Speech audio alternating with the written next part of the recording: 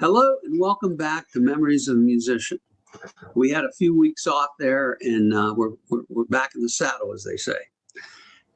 Tonight we have a great show for you featuring a young man who's still performing a lot. His name is Zack Wiesinger, also known as Guitar Zack.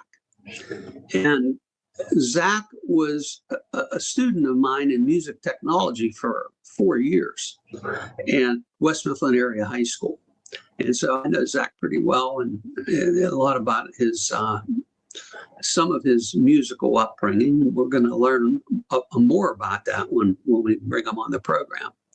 And before I bring him on, I want to show you a couple pictures and I want to play a little bit of a montage. Here's a picture. This is Zack when he was, and I'm guessing this is either high school, like as a senior, or maybe shortly after. This is performing at the Hard Rock Cafe in Pittsburgh. And I was there that night. In fact, I have a picture because he's known to move around the room. And there I am sitting and he's playing right in front of me. And then in the back, there's some of his friends. And I can tell one is Craig Stanley, we called him Banks. And next to him is Brandon Barnes. And Brandon is a drummer who was a drummer with my band. And he's also on this podcast a bit ago. And so I'm going to show you some other pictures too. But right now I'd like to play, just to give you some sense of Zack's, probably you could say that his specialty is playing blues, rhythm and blues guitar. And he's been in multiple competitions and different things. So we're going to talk about all that.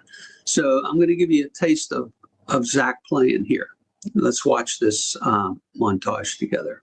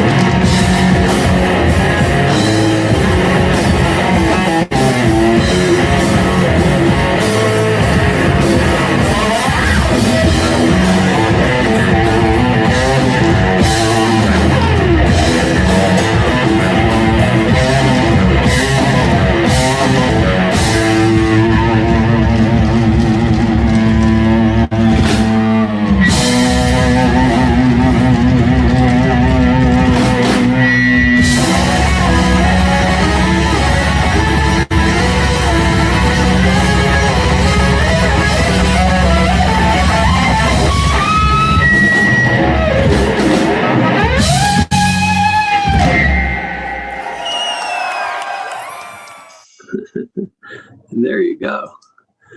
Guitar Zack. Pretty serious. I want to say rockin' out, blueing out. Huh? That's right. That's awesome. We're going to have Zack on in a minute. I want to first read a little bit about his background. Guitar virtuoso Zack Wiesinger, or Guitar Zack, is no stranger to the blues. He's been playing blues and rock guitar at a prodigious level since the age of 13 to his encouraging family, who are also avid music fans. But playing the guitar was something that just came naturally to him.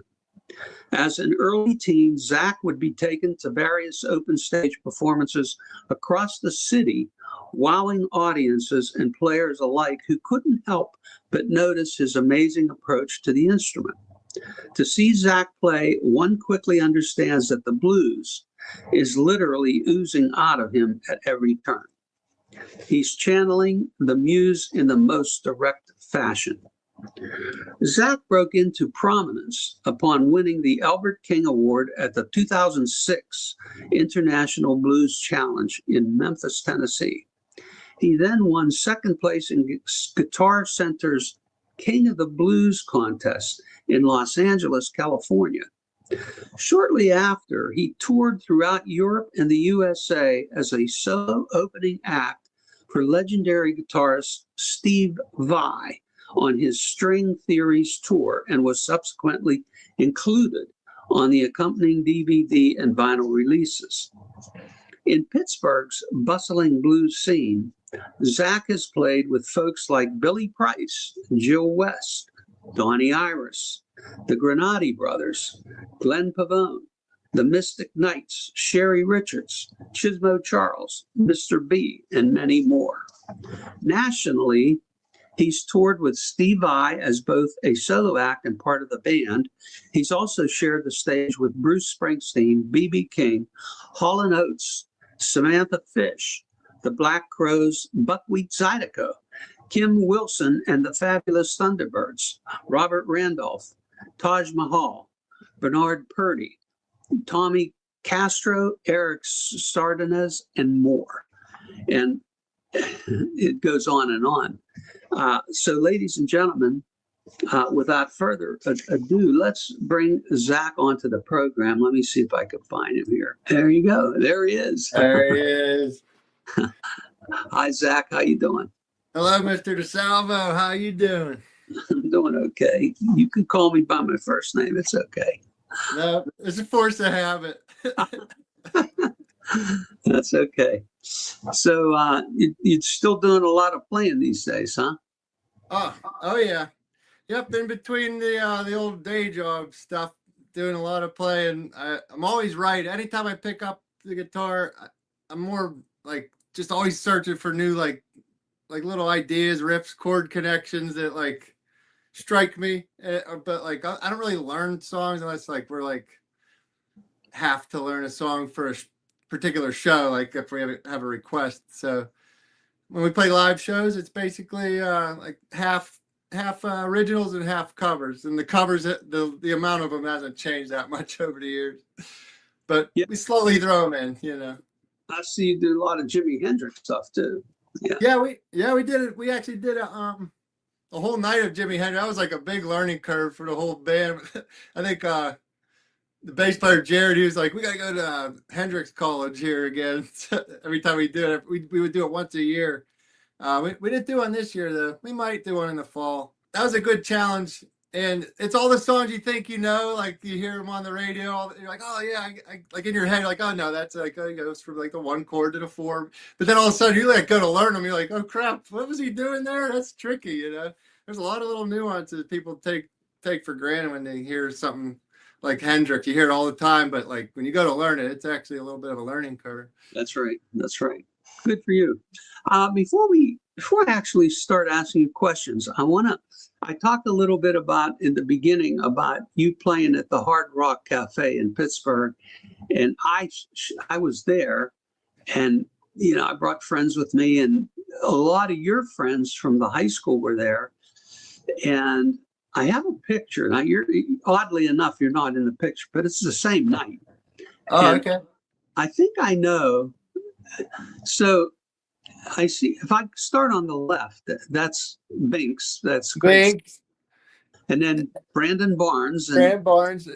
I mentioned that Brandon he's in Nashville now, and he's got a real good career going in Nashville as both recording and touring. And he's, he was on the podcast, I don't know, several months ago. Is that Jake That's in the awesome. corner with the Yeah, green? Jake Colvincenzo. Colvincenzo, he was a student of He's mine. a great guitar player. Yeah. Yeah. And who's next to him? Next to me. I don't know who that is. I don't know. That might have been one of their bandmates. I couldn't tell you, to be honest. I know, like I Because weren't know they in a band called Missing Pages? Those fellas. Pages. Yeah. Yeah. I'm I, guessing that he might have been in their group, and he might not yeah. have been from our Yeah. school then. But all your friends came out to visit you when you were playing. I know that even when you were younger, and just kind of starting out, you always had, a fan base, and I'm sure it's huge now. I mean, it's always grown a little bit, but we definitely have like the handful to come out to like all the shows, and it's fun. It's like family reunion every gig. Yeah. It's pretty cool. So tell me, Zach, and I don't really remember this, but I'm feeling certain that it was guitar was your first instrument that you played. And how old were you when you started? Well, I started on the guitar, I think technically around 8 or 9. I think what we tried, my mom like introduced me to the guitar because she used to play. She had a harmony, Red Rocket harmony. I didn't have the attention span, and lessons were on Wednesday nights. I remember that. And it was the same night as church. And it was like too much for like a little 8-year-old brain to like do it all in one day, So I actually officially started taking lessons and stuck with it at age 10. So I usually say I started at 10. And I think around the same time, like third grade, I think I played alto saxophone in elementary school. So that was kind of around the same time, but I can't pinpoint it. Yeah, I'm trying to think. Yeah, I do think I remember you played. Now, when did you quit playing the saxophone? I think around high school senior year, I quit marching band. I didn't want to do it anymore, but I did it for 3 years. But I stayed with the jazz band at least for guitar. Right. I do remember now you playing the alto sax. I had forgotten about that. That's pretty cool. Yeah, it's fine. I still have it somewhere. I got maybe like a year ago. I went and found some new reeds at a music shop just to like have something to record with, Yeah. And since I found a couple things I got a clarinet at a flea market. I got a tenor sax because I was alto. So I've been collecting like instruments just for the arsenal of recording at home. What were you gonna say? I remember you coming in with the recordings and saying, I said, who played drums? You said, I did. Who played bass? I did. You played everything and recorded everything. And you came in and here's the finished product, right? Yeah, because I credit you for starting the whole, like, you probably talked about it on your show before, but people are just catching up. Like Mr. DeSalva, he was my high school teacher they called it music technology class. And that's where I learned how to multi-track, like Les Paul, like set up your track, get a blank track, usually want to start with the drums and then maybe add some bass, maybe a pad of keyboards. And it was a very eye-opening class. And then in the off hours, we'd all be hanging out in like study hall or something. And he'd say, hey, Zach, what do you do with all your gig money? I was like, I don't know. I buy an instrument here. He's like, you should save up and buy yourself a good Macintosh computer and get Pro Tools. And so I did. And then so since then, so I credit you for, starting me on the recording early, Oh yeah. That's great. Yeah, I remember you were on top of everything. You were ahead of the curve all the time with music. That's for sure. Thanks. When do you think that music became a passion where you knew this is what I want to do and that's it? That's a good question. And I think it would be when it would probably be sometime in middle school because I was really into playing basketball at the time. But I was still playing some guitar. I was playing a little bit on the weekends with these blues bands, like you mentioned, Joe West and the Mystic Knights. And there was one time where I jammed my finger. I stowed it real bad. It swelled up, and I couldn't play guitar for like a week or two. And I had to play a show. And then right around the same time, I also cut my finger in shop. And I'm like, this is crazy. So I took home ec and I quit basketball and I went for music. So I'd say probably somewhere in middle school where I was like, I really like the music stuff better than, even though I have interest in these other things, building things and, you know, playing sports, but like, man, whenever I couldn't play, I'm just staring at the guitar and I'm just like, I can't move it. It hurt to the touch. I almost tear up, just crying like, oh man, that thing hurts. So like, I was like, no more of that. So I'll still shoot hoops every once in a while, but I won't like go at it, I understand. And in my whole life, I never owned an electric tool. That's probably the best out of me to have like this electric saws and all that. So I didn't want to get near them, Exactly. Everybody I knew had those stuff, and I didn't. No, not me. Yep. Sawzall is like the most I'll go because you're like behind it enough. But like those chop saws make me nervous. Yeah. I agree. So I have a picture I want to show. We were talking about music as a passion. Now this is much later, but I love this picture. And Nice. where were you playing there? Do you know? Do you recall? That might be at either the Thunderbird or I'm guessing the Thunderbird. And if it's not the Thunderbird, maybe Mr. Smalls. Okay. But those are the only two places with the really good lights around town. I think Jurgles is good too, but that's more of a darker ceiling. So I'm gonna say probably Thunderbird. I love that place. And the John Purtle, the owner, is like a really nice guy. He's in a blues band. He plays harmonica and sings. And it's a great sounding room. They really remodeled it from whenever it was like you had to go in and go up 3 tiers past the pool table, just a tiny room. They blew out that whole thing, and it's like feels like an LA club or a New York club. It's really nice now. Nice, cool. So tell me about your band. I remember, as long as I can remember, you performing. You always had a bass player and a drummer, and initially they were classmates. Yeah, I remember Dave Yarkovsky. He played bass for a while. Yeah. And then also Brandon Barnes, who you mentioned. He was like a couple years older, but he was a classmate. And then the drummer now is Dave Katonic, and he was in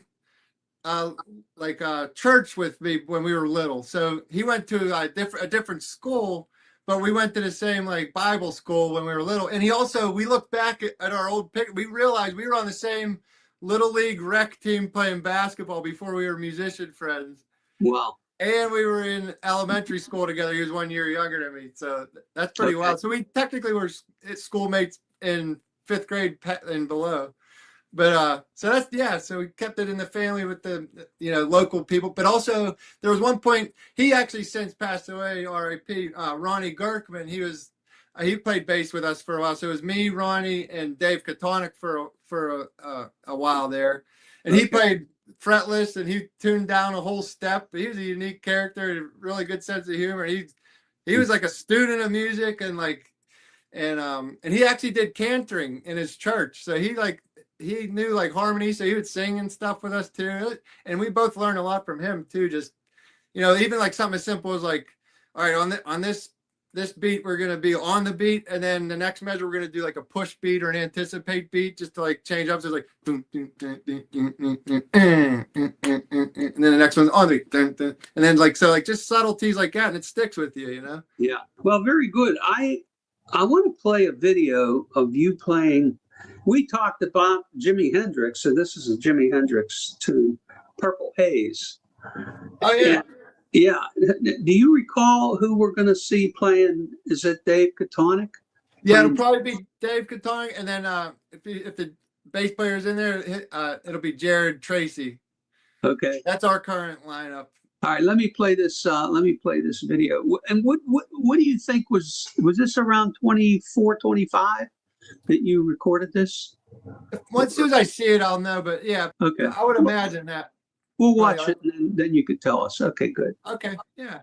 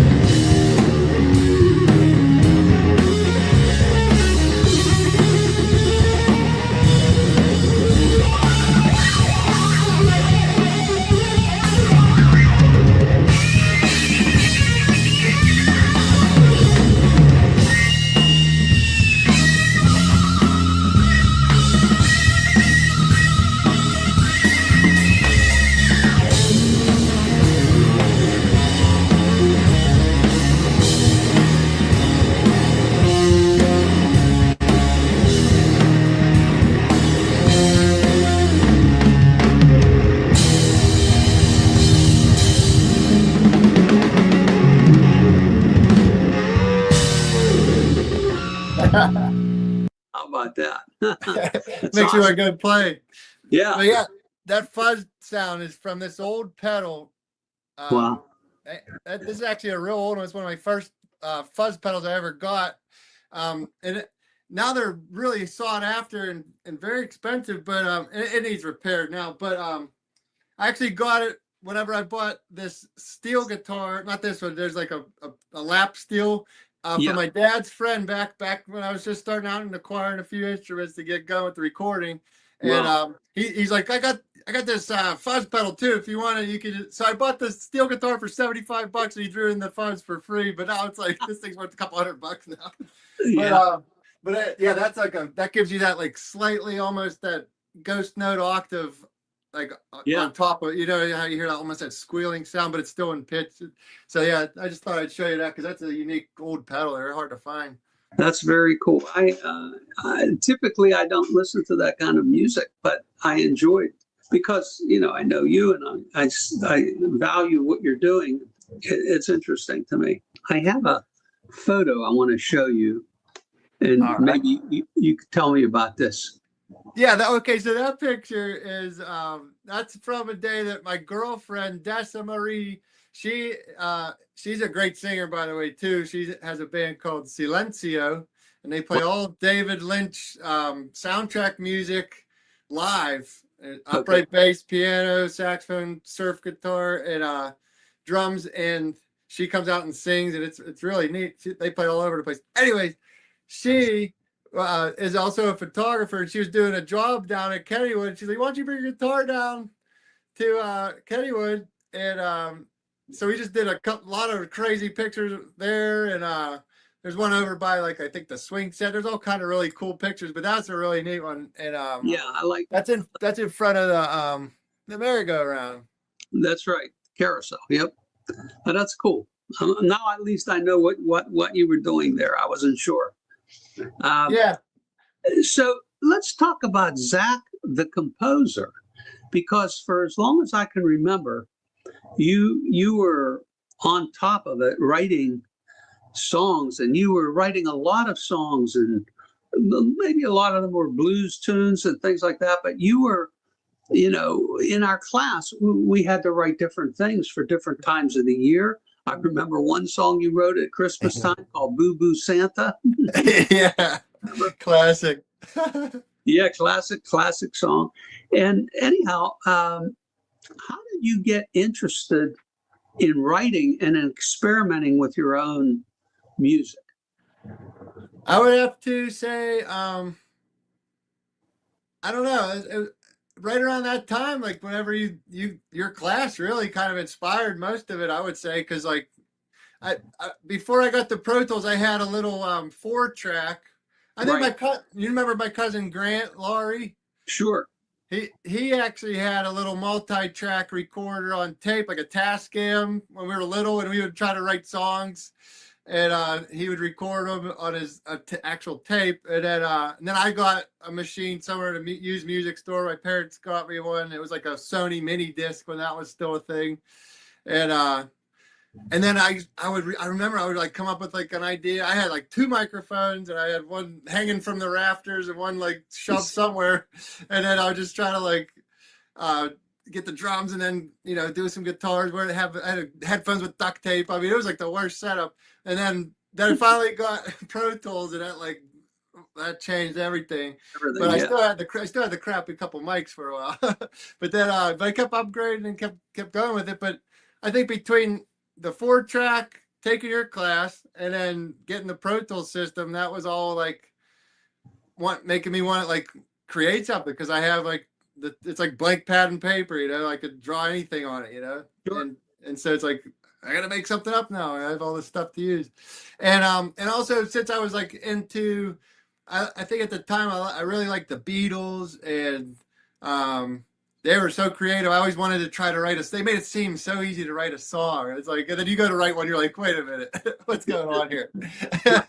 Wait, that's already something. Wait, that's already something. Like everything's been taken. Every bass line's been taken, or so we thought. And then I started going like the complete opposite, like with Frank Zappa, and like because my dad listened to that around the house a lot, and I would be like, oh, that's interesting. That's different. You know, like strange chords can actually sound like purposeful if they're all doing it at the same time. You know, like normally these 2 notes won't work, but if the bass is doing it and the chords are doing it, it sounds correct, sort of, you know. And so that kind of inspired me too for the writing side of stuff. And then also around that time, my parents actually took me on that rhythm and blues cruise down in Florida. And that's where I got to play with like Taj Mahal and the Fabulous Thunderbirds and all them. But it was literally a whole week of the 1-4-5 progression. Like I was into the blues, but like after that, I almost got too, like it was like too much. So I would purposely write like dissonant chord change with flat 5s and like, you know, minor 6 chords and all that. But tried to make it sound like it makes sense, and then tie it in with a melody. And then I'd be so excited, like come and show you or show a couple of my friends or the bandmates, you know.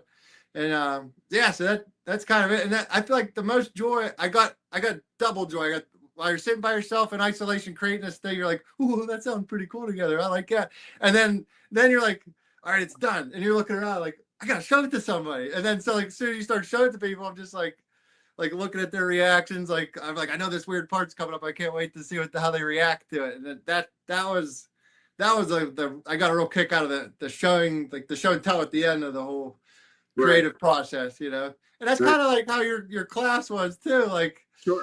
Like it was like you guys go in the lab for a while, and then we're all gonna play everybody's songs at the end, and everyone gives a thumbs up or number grade. And I love it. That was a great format. It was really cool. I love how you did that. Thank you. Thank you. Yeah, it was fun. And it was fun doing it too. And hearing, like, allowing the students to flourish, you know, and yeah, they didn't even know they could do. exactly. You remember one of the best ones was Chris Scott, I miss my baby on Christmas Eve. And that's all he said the whole time. That was classic. Yeah, every Christmas we did a Christmas CD, and my colleague Scott Meisner, who was the head of the tech graphics. ed, he tech ed, that graphic arts, and his students would come up with the cover design and do all the artwork for the CDs. Yeah, I remember that. Music, you know. Yeah, it was like what they call that. There was a term for that. I've been out of teaching for so long, I don't remember. But it some was sort of collaboration or cross department pollination. But yeah, it was very cool though. Yeah. So I have a song. This song, I think you wrote this song, Freddie King. Is it? No, that Freddie King's the artist. San Jose is the song. It's an old 50s song. Oh, that's his song. He wrote it. Yeah, but I took a lot of liberties in the solo part. So I'd like to play that video. Sure. Let me play this, and then you can talk about it after.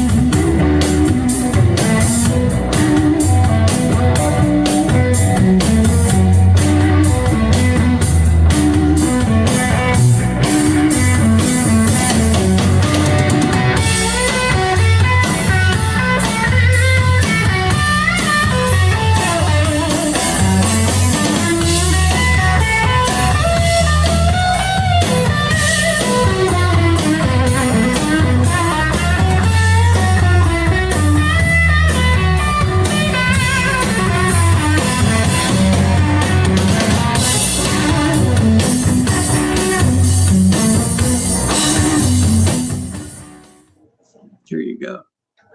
Nice. Yeah, that's a good old it's like not quite as standard, but it's like it's in that early electric blues era. And I think Freddie King's like he's a Texas player from probably the 50s and early 60s. And in the 70s he made a big hit called Going Down. I'm sure you've heard that.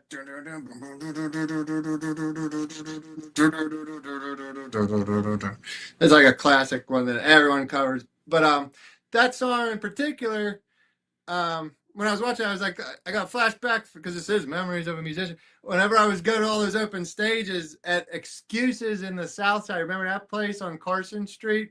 Yeah, vaguely, yeah.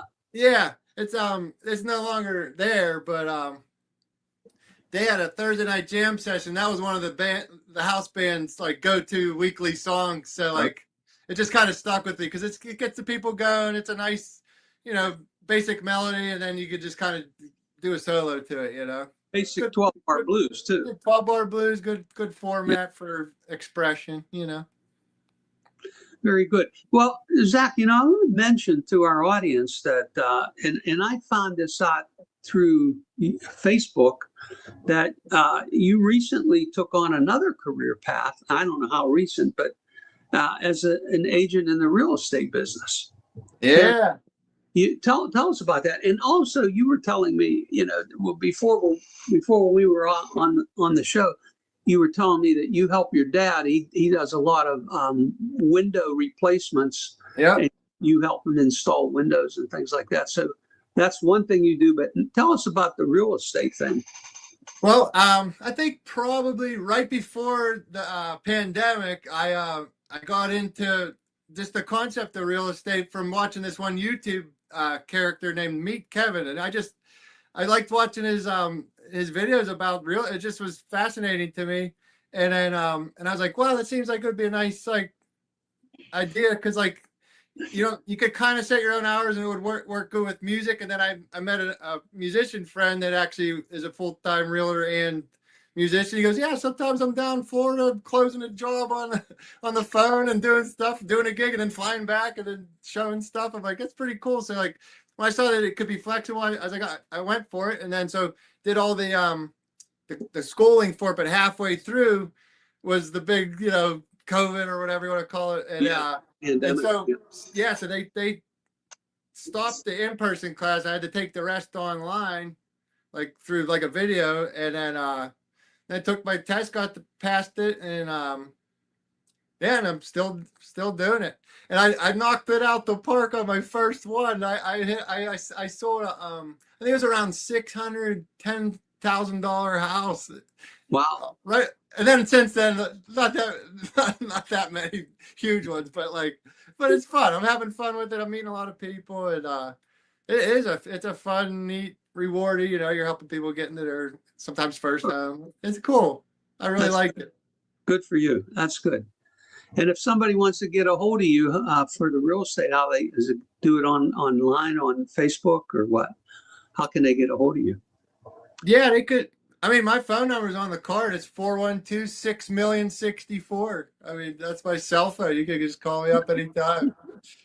Okay, there you go. I like it. All right. So 600-0064. But if you write it out in commas, it's 6,000,064. right, Or you right. could just go to I have an Instagram. I have Guitar Zack on Instagram, then I have Realtor Zack. That was actually not taken. I couldn't believe it. So I got that domain name for that. So There's that. I got Realtor Zack, Guitar Zack. Yeah. I'm a Zack of all trades, I guess. That's funny. Okay. So, Zach, what would you consider to be the highlights of your career thus far?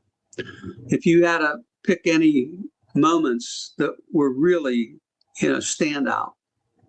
I mean, I would say, yeah, like that. The Albert King was cool because R.I.P. my grandpa he lived down in Florida at the time. He got to go see that. That was awesome. Everyone was there in Memphis.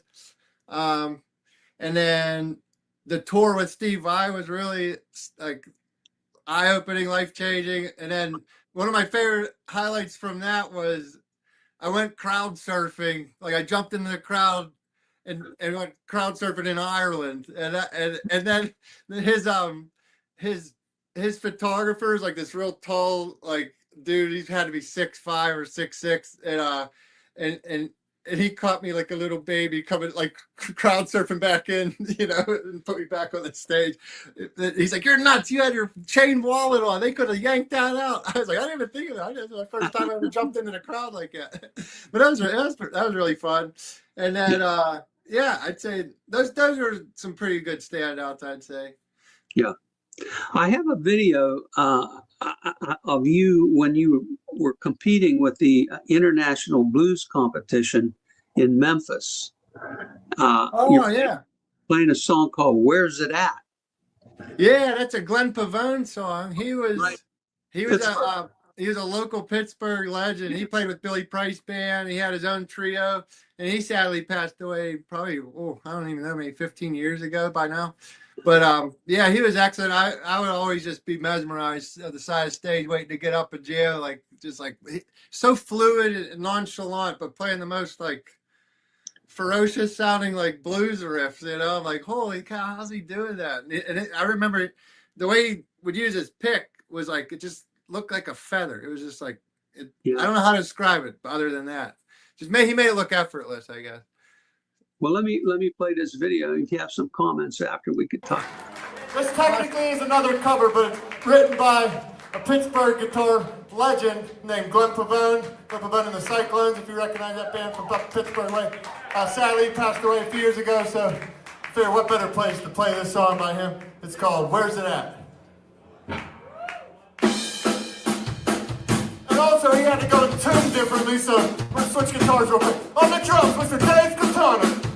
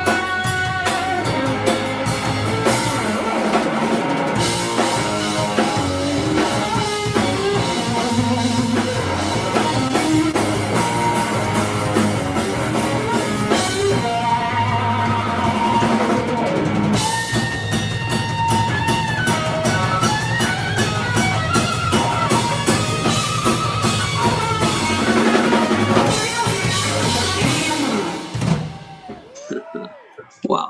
Nice. High energy. Yeah. That's a good tune. Yeah. It's a great tune. And you guys are nailing it. I mean, it's, and this competition you won, this was in 2025? No, that one's the one that we got kicked out on round one because the one judge had a hearing aid. He said we were too loud. Oh, jeez. Wow. Is that funny or what? Yeah, But you'll have that. that's But we crazy. still had so much fun down there. Like me and my girlfriend, we ended up going down, checked out Graceland, and got to check out Elvis's house and all that. That was still we made a real nice trip out of it. But it was fun. Yeah, yeah, that's awesome. I made it to Graceland myself one time and toured his whole. It was amazing. Yeah, what he did. Yeah. Oh yeah, that's crazy. It's great seeing you. I'd like to do something different tonight. I've had a lot of great musicians on the show. I think you're episode 66, but I never asked anyone to play anything live. I mean, I just never really thought to do that. It was more of an interview, but I'm going to see would you like to play a little bit of something for us to close out the show? Of course, why not? Let's do it. Yeah. It might take me a minute to get some stuff up and running here. There we go. I think that would be really cool. Could do like.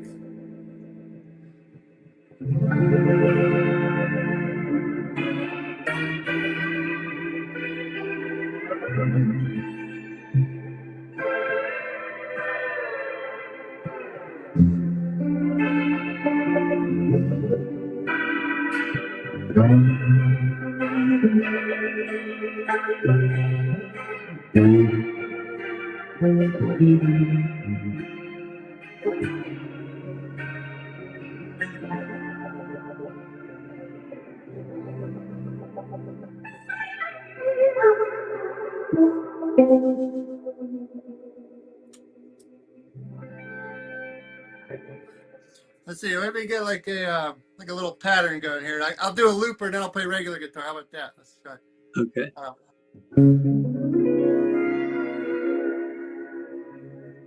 Let's see what kind of.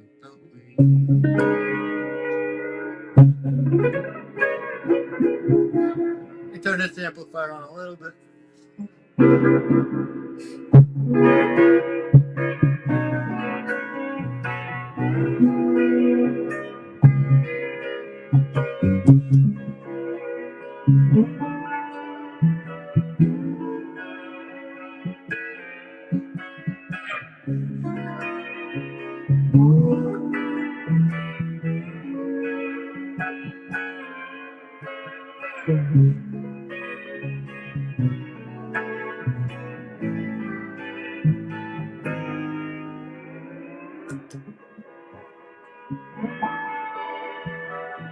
There we go. We got the loop going.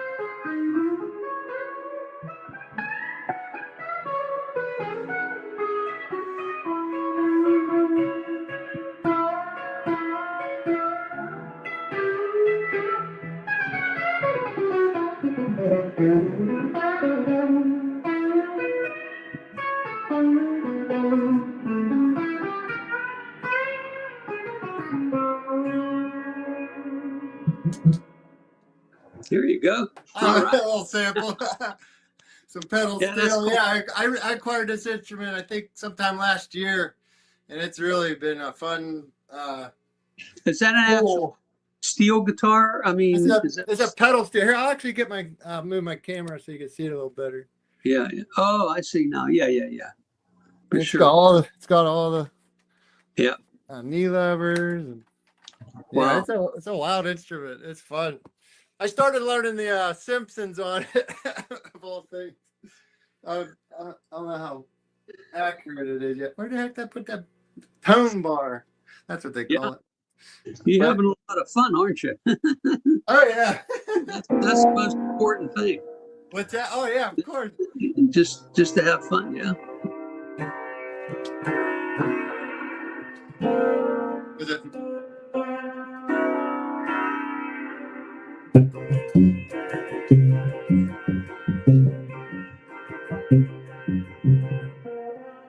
I don't know. I gotta practice that one.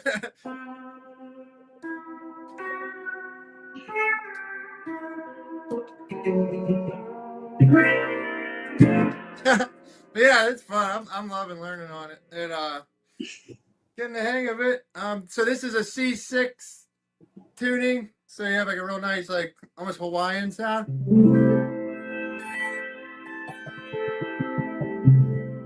And certain levers will give you like a minor, and then this one's in like a tuned to like an E9, like a ninth chord.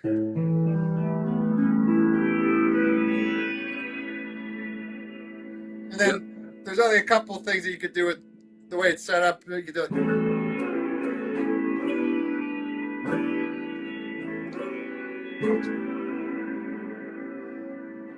So yeah, it's very fun to play. Have you used that out on any gigs yet, or just in the studio? Oh yeah, I've embarrassed myself a few times with it Oh, out yeah. at a few shows. It's Oh, fun. that's good. Yeah. That's great. Yeah. That's great, Zach. What's that? That's great that you're always expanding your knowledge and the instruments you're using. Oh, and That's, here's one more oddball thing I think you would get a kick out of. I've never seen one of these. I've been going to these guitar shows. Like you see all these pedals. These are those effect pedals I was telling you about. I started collecting these, uh-huh. and they do. There's a few duplicates, but there's like this is a flanger, a phase. Morley used to be like only known for like the wah pedal Oh yeah, yeah. and like a volume pedal. And that's what I thought. I always thought that for years. But when I first got this one right here, I think it's similar to this one, but this is one of the shaped ones that I got initially. Let me get it for you so you can see how weird this is of a contraption. This is what got me into them. I have two that have this box, Wow. but there's actually a can of oil that has a disc that spins inside this thing. So Wow. it's the most bizarre contraption. Actually, this is loose. You could see how that there's a that there's oil inside this can. A drum, And yeah. then there's the flywheel, and that spins a disc inside with these rubber, like graphene encoded, like they actually hook the wires up to it, so it's sort of like a temporary capacitor, I think that they were saying. So it creates like an echo, a real fast echo.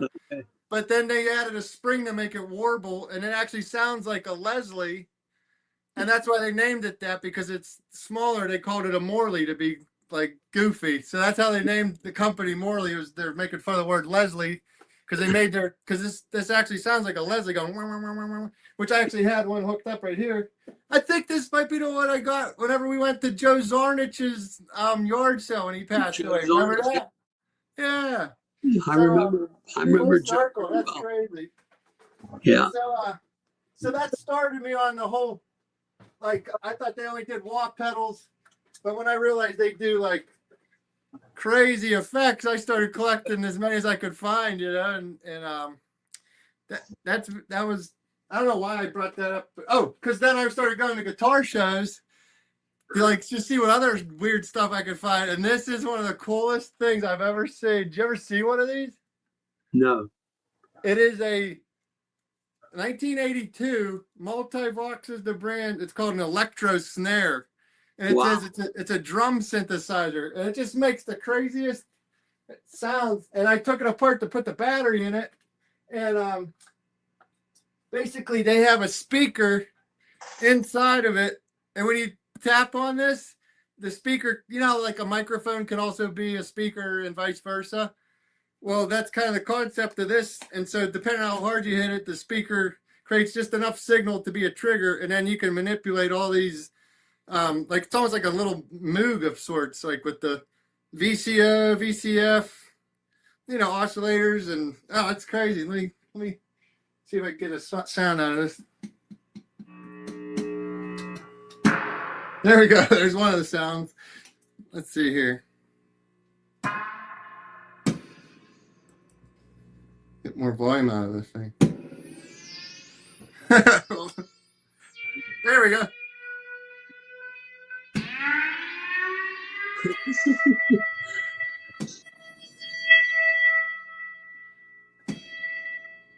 It's almost like the drum version of the Moog synthesizer. Pretty much, yeah. Yeah. So it's really good for like sound effects and recording. Yeah.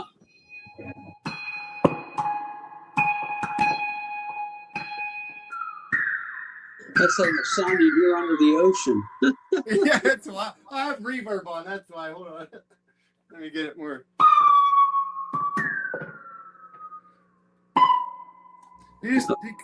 Days and days of noises on there. You got the idea. It just makes a bunch of crazy sounds. But it runs on battery, and I could be like walking through the crowd. I've yet to do it like at a show where I actually hook my wireless up to it, but I plan on just having it strapped to me somehow and just be making weird noises walking through the crowd because it's battery power. You're not. Yeah. I can hook my wireless. It's a 1/4 inch. That's very interesting, weird contraption. There you go. Get a kick out of that. That's a weird one. It's a weird one. That's cool. Maybe I'll bring it down to that show. I told you about that show. You said to tell people about it.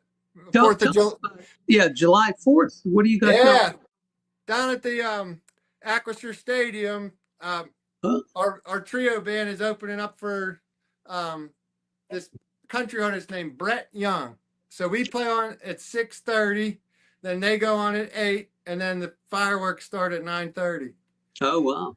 So it's going to be fun. We're right between the stadium and the river, right there, right where they have the Rib Fest at, right on that same stage area. So maybe I'll bring the electro snare. There you go. Maybe we'll think that's fireworks or something. Like, what the heck is that? Maybe you should do a blues version of Stars and Stripes Forever. That's a good idea. Yeah, we're still putting the set list together, so it should be pretty cool. We got a rehearsal on Friday. I like that. I'm sorry I'm not in Pittsburgh. I'd come to the show. Oh, hopefully we'll get some sort of documentation. I'll send you a copy. Okay, that sounds good, Zach. It's always great seeing you. And likewise. We got the chat, so this was a lot of fun for me. Oh, same here. This is great. Yeah. Well, I want to thank you for your time and for, being on the show, and, look forward to more things from you, more great things, more great music. So keep at it. Thank you. All right. You take care. You too. Much love. God bless. Bye-bye. And there you go. Another episode of Memories of a Musician with Zack Wiesinger, also known as Guitar Zack. Great kid, and great musician. Looking ahead, my next episode of Memories of a Musician will take place on Wednesday, July 8th. We are off on the 1st, but we come back on the 8th at 7:30 p.m. Eastern Standard Time. Be sure to tune in to meet my special guest, another Pittsburgh-based acclaimed producer, songwriter, musician, and founder of Red Medicine Recording Studio, Sean McDonald. And actually, Sean was another student of mine really early in my teaching career. His music career began in Pittsburgh's early punk scene while still in high school, where he played drums for No Shelter a band that helped shape one of the region's earliest underground music movements. Over the years, Sean has worked with artists ranging from Wynton Marsalis, Joel, Stanley Jordan, and Sinead O'Connor. He also produces music for the PBS series My Music and the American soundtrack, featuring legendary artists such as Aretha Franklin, Ronnie Spector, Davy Jones, Little Richard, and Dionne Warwick. With decades of experience on both sides of the glass, Sean brings a musician's ear and a producer's perspective to every project. The episode will be streamed live on Facebook, YouTube, and LinkedIn. Sean McDonald on Memories of a Musician on Wednesday, July 8th at 7:30 p.m. Eastern Standard Time. Thank you for joining me, and you have a great evening.